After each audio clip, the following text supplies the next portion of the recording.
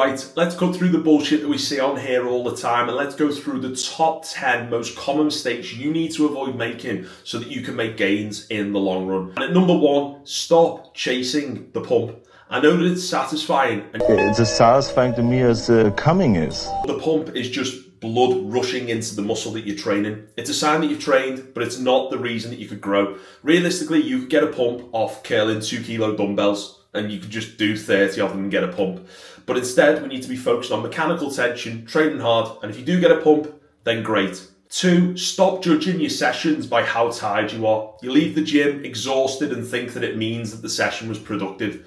Being out of breath, sweating, feeling destroyed does not automatically mean that you've stimulated muscle growth. Fatigue is just another byproduct of that. So you need to be judging your sessions by how well you've challenged the targeted muscle and not how tired you felt afterwards. Number 3, stop relying on soreness. You think that if you're not sore afterwards, then the workout didn't work.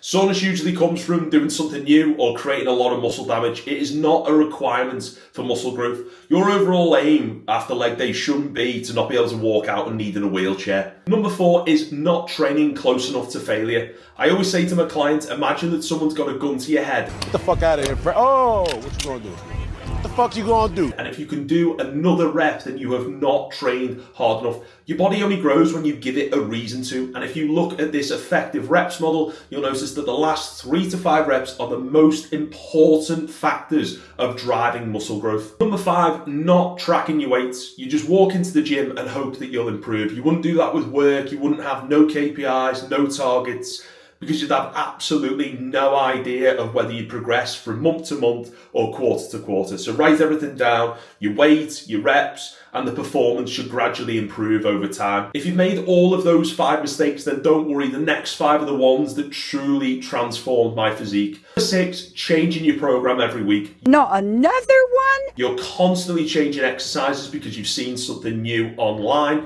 Do it.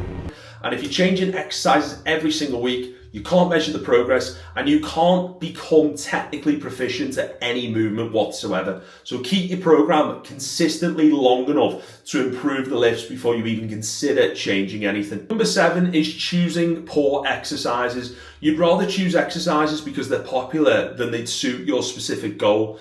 If we look at this study on chest growth, it involved 3 groups over an 8-week period. One group did flat pressing, another group did flat and incline pressing, and one group did incline pressing only. And the group that had the most chest growth was incline pressing. So it just shows that it's not about just chasing a flat bench and completely obliterating your chest on it. That is not going to be the biggest driver of muscle growth. Number 8 is only training chest and arms.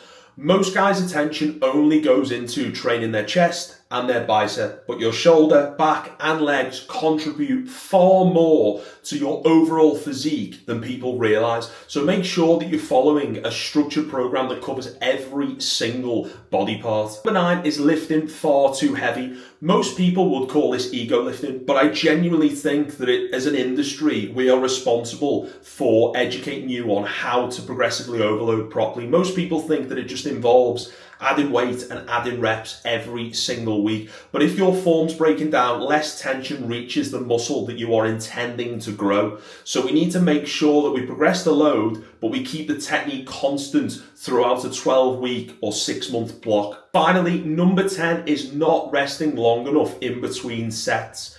I feel like people have got a bus to catch the way that they rush through sets.